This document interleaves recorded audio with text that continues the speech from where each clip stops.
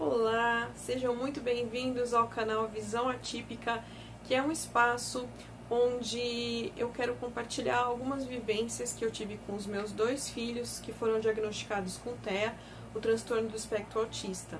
Então, nesse meio tempo, eu pude aprender muitas coisas, ter algumas experiências, algumas vivências, algumas que deram certo, outras que nem tanto assim, outras que não deram nada certo e outras que estão em construção. Porque isso é vida, a vida é movimento. E eu acredito que quando uma experiência é compartilhada, ela pode ajudar outras pessoas também. Assim como aconteceu comigo, né? Então muitas vezes eu ouvi algumas experiências de pessoas que estavam passando pela mesma coisa que eu e aquilo me ajudou muito naquele momento.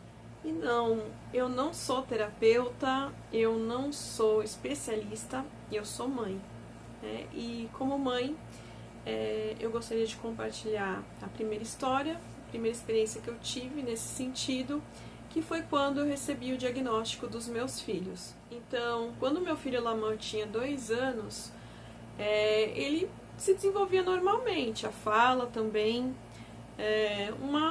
um desenvolvimento natural de toda criança, né? E tinha até uma brincadeira que eu lembro que era bem marcante naquela época que a gente fazia com ele.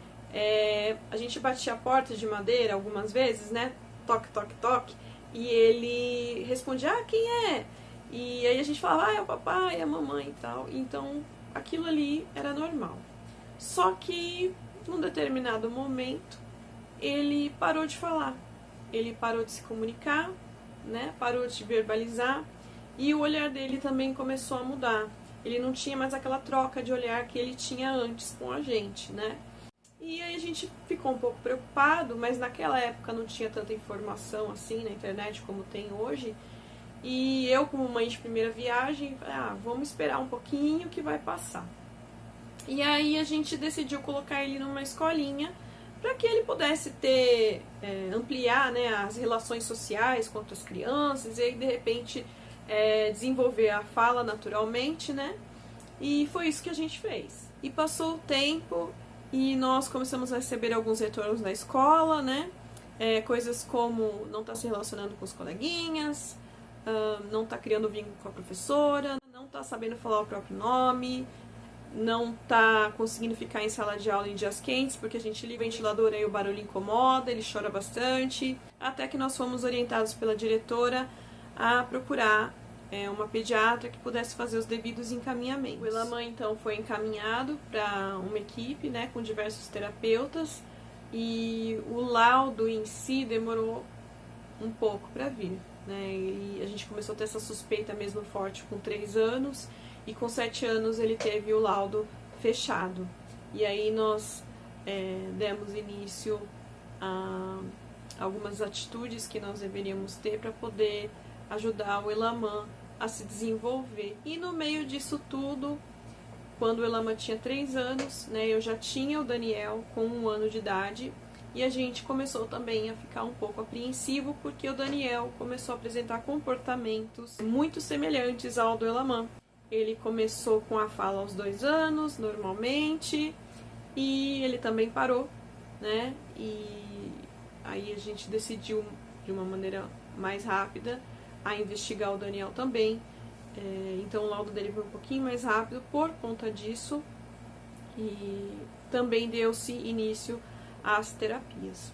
Só que no caso do Daniel, a minha preocupação, digamos assim, é bem constante, porque diferente do Elamã, o Elamã não falava e felizmente a fala dele começou a vir com 5 anos de idade e a se consolidar com 7 anos de idade. Já o Daniel é não verbal, então ele fala algumas palavras, porém ele se comunica mais através de uma digamos assim, uma comunicação própria, né? Gestos, olhares, então foi um caminho que eu tive que aprender a interpretar para que a gente pudesse ensiná-lo algumas coisas que são necessárias, né, para a vida e para o próprio desenvolvimento dele. E vindo esses laudos, uma coisa que eu aprendi é que o que muitas vezes se aplica a um não se aplica ao outro, porque cada criança é única, né, é diferente. Mas agora eu queria saber de você. Eu contei minha experiência e se você se sentir à vontade para poder compartilhar a sua, mesmo que brevemente, coloca aqui nos comentários. E aí eu quero saber como é que foi para você quando uma investigação passou a ser um diagnóstico com laudo, tá bom? Então, eu agradeço por ter me ouvido e a gente se vê no próximo vídeo. Tchau, tchau!